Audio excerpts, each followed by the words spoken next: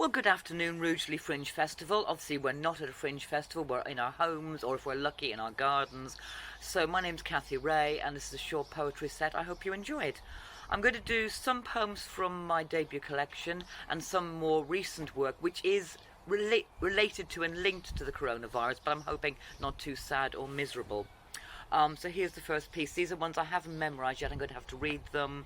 Someone said to me a few days ago she felt she was living more like a dog, so really enjoying her daily walk and getting excited when the postman comes. So this is called Dog Day Afternoons.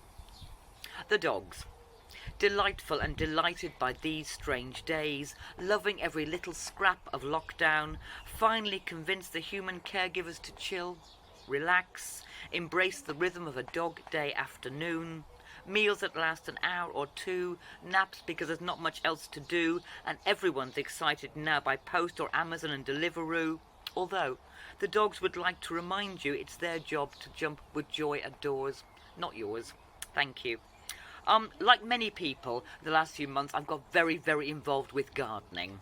And I've been potting on tiny, tiny plants, just keeping my fingers crossed they will grow.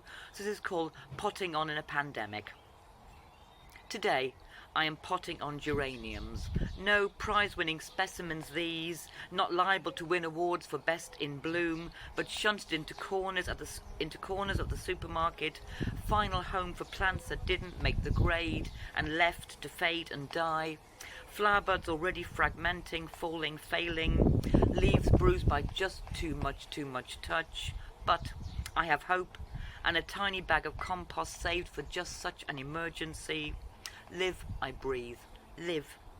And one glance up at unseasonable skies helps me decide it's far too cold, so tonight my kitchen is full of tiny pots, but tomorrow they can take their chances and go outside.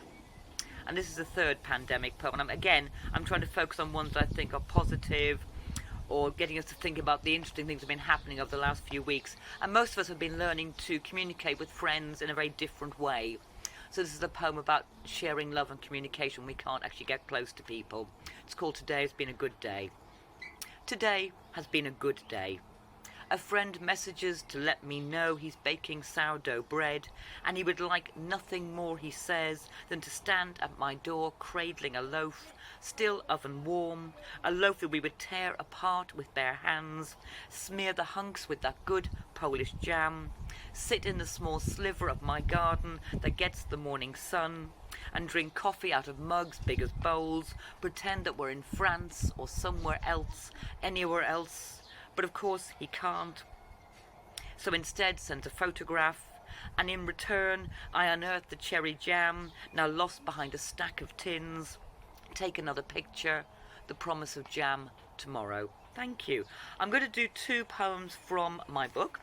My book is called Your Cleaner Hates You by Cathi Rae, available on Amazon.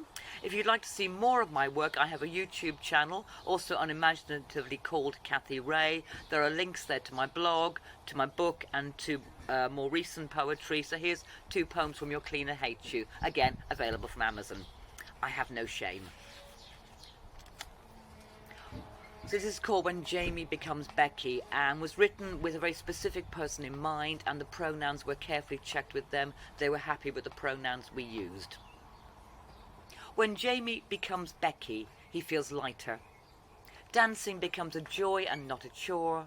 Outfits chosen, unchosen, finally discarded in the tiny back bedroom where nobody goes except him, and of course her. When Jamie becomes Becky, he still likes to drink pints. Likes how the amber light reflects onto her sharp red nails, sometimes wishes that drinks were served in 2-pint mugs, wishes that her hands could be dwarfed as they wrap around the glass, but shrugs.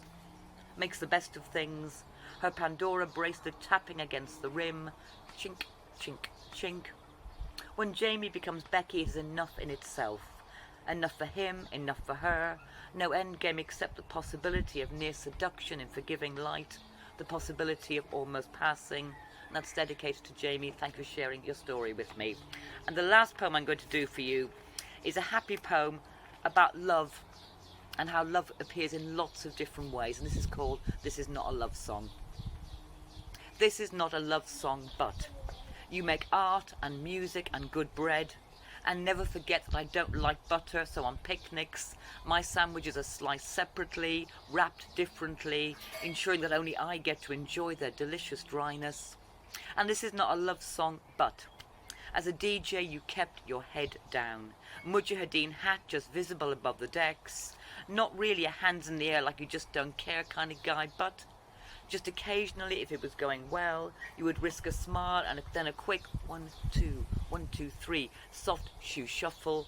And this is not a love song, but when my daughter was tiny, knew you held her, fitting perfectly into your cupped palms. Not a father, never a father, but bound to her with ties other than blood, maybe better. And this is not a love song, but you have learned to slow down to keep pace with your father, learned to bite back irritation when you have the same conversation for the third, or is it fourth time today, learned to cook meals where the meat and vegetables are clearly delineated on the plate.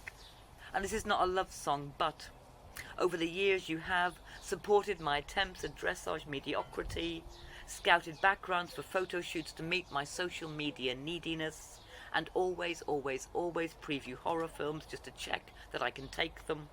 And this is not a love song, but this is not a love song. Bye bye, Rugeley. Have a lovely day.